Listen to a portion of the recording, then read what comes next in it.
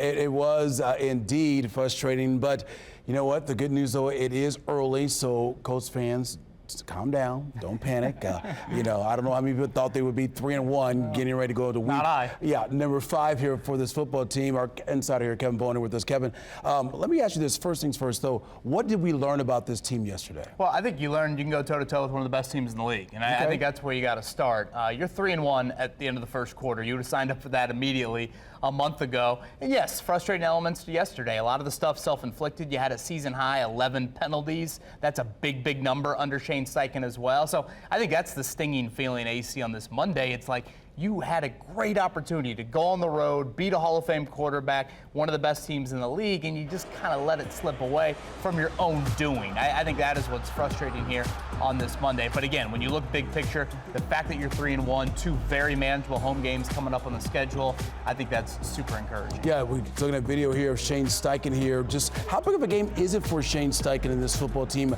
coming up on Sunday against the Raiders? Yeah, it's a huge one. You know, it's one of these games where you look at it, you're going to be a heavy favorite. I think they're right around about a touchdown favorite. You've got Arizona next week at home as well. Anytime you play the West Coast teams in your own building at 1 o'clock, I think that's advantage to the home team, advantage to these East Coast teams. For example, you saw the Chargers go across the country yesterday and lose to the Giants. So I think it's a very important time. Shane Steichen just regroup, make sure this doesn't snowball.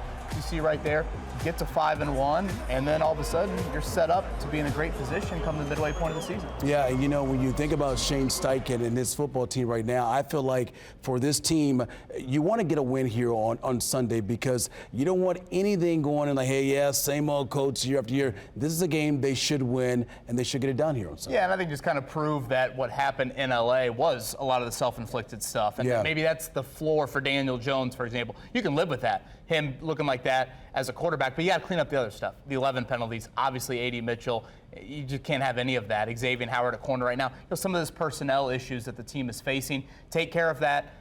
Handle your business like you did week 3 against Tennessee, week 1 against the Dolphins. When you're facing teams that you are the superior team in, handle it like a professional. You know, define your standard. Don't play to the level of competition. Okay, you spoke about A.D. Mitchell. That has been a topic among a lot of Colts fans here tonight. We saw what happened. Here's evidence right here. Chance to score a touchdown, gets a little cute, if you will, fumbles the football, costly turnover there for the Colts there. When you think about it, they had a touchback there, 7 points off the board. Also holding call on him as well, another 7 points.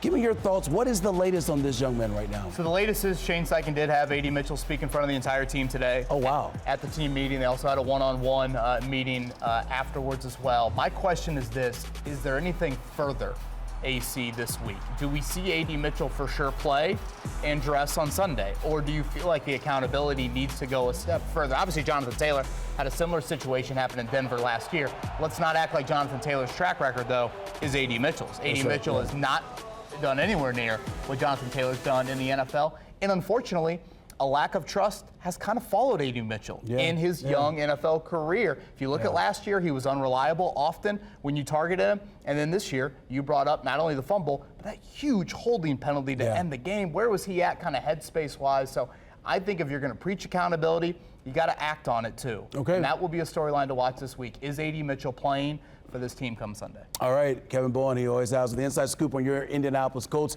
He's with us every Monday right here on Wish TV, and of course he's with us on Countdown to Kickoff coming up on Sundays here at 11 to noon. Thank you, Kevin.